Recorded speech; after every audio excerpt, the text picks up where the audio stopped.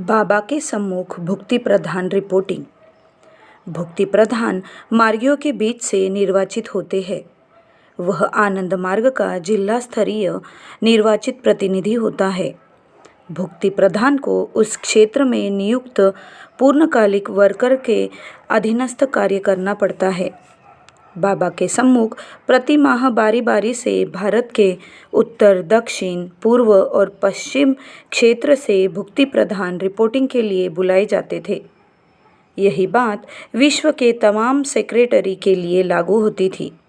जिस माह में उत्तर भारत के भुक्ति प्रधानों की रिपोर्टिंग होती थी, उसी माह में उत्तरी गोलार्ध के अंतर्गत 8 सेक्टरों के भुक्ति प्रधान भी आते थे। बाबा इस प्रणाली के माध्यम से पूरी मानवता को एक विराट परिवार के रूप में जोड़ना चाहते थे। उत्तर के भुक्ति प्रधान को बाबा के प्रदर्शन के लिए बुलाया। यह हरियाणा में डॉक्टर थे। उन्हें फेफड़े की बीमारी थी, लेकिन जांच रिपोर्ट से उसका पता नहीं लग पाया था। बाबा के समक्ष उन्होंने इस बात को स्वीकार किया। बाबा ने कहा, फेफड़े की व्याधि अभी प्रारंभिक अवस्था में है, इसीलिए जांच में इसका पता नहीं चला था, परंतु तुम्हें फेफड़े की बीमारी है।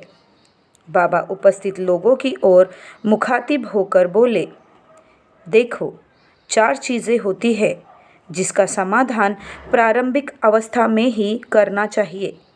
यदि तुम उसकी उपेक्षा करोगे, बड़ी समस्या खड़ी हो सकती है।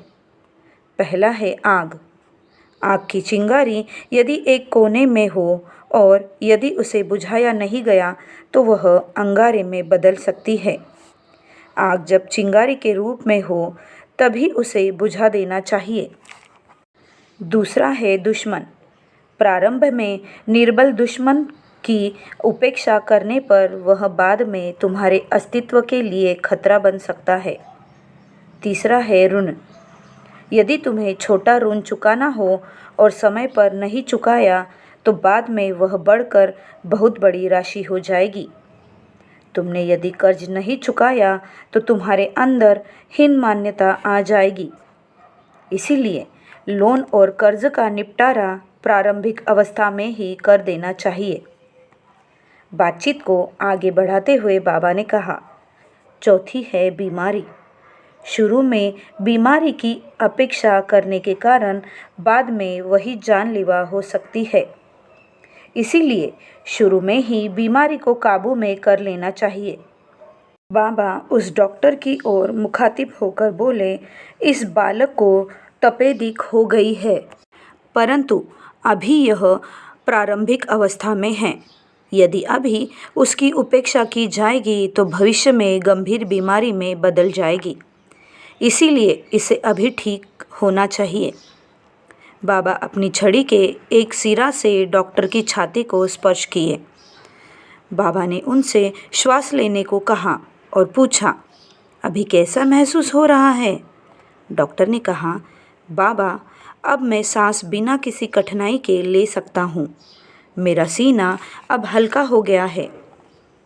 अब तुम 90% स्वस्थ हो गए हो, बाबा ने कहा। शेष नियमित साधना के बाद अपने आप ठीक हो जाएगा। तब बाबा ने उन्हें खड़े रहकर ध्यान करने को कहा। बाबा ने उनसे कहा, अपने मन को ऊर्ध्व चक्रों पर केंद्रित कर लोगे तो बताओ तुम्हें कैसा लग रहा है। वह मार्गी अपने मन को ऊर्ध्व चक्रों पर केंद्रित करते हुए अंत में शीर्ष चक्र तक ले गया। उसने बताया, मैं बहुत सुखद और हल्का महसूस कर रहा हूँ। बाबा ने कहा, अपने मन को नीचे के चक्रों पर लाओ और जैसा तुम्हें लगे लोगों को बताओ। वह अपने मन को नीचे के चक्रों पर लाया और बोला, बाबा, मुझे भारी भारी सा लग रहा है। मेरा मन विषाद से भर गया है। बाबा ने तब मन को पुनः ऊर्ध्व चक्रों तक उठाने को कहा। उसने कहा, मुझे फिर बहुत अच्छा लग रहा है। वहाँ से मन हटना नहीं चाहता। बाबा ने हम सबसे कहा, जब तुम कम से कम 2 बार साधना करते हो तुम्हारा मन ऊपर के चक्रों तक जाता है और यह स्थिति तुम्हें बहुत ही सुखद लगती है।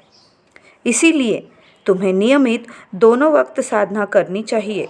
साधना मन को ऊपर के चक्रों तक ले जाने का प्रयास है।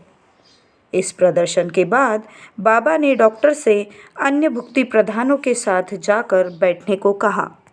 यह बहुत आवश्यक है कि मन को ऊंचा रखने के लिए साधना में हमें निष्ठावान होना चाहिए। इस विश्व ब्रह्मांड से कुछ भी परम चेतना के बाहर नहीं है। तुम सदैव ही उनके भीतर रहते हो। बाबा।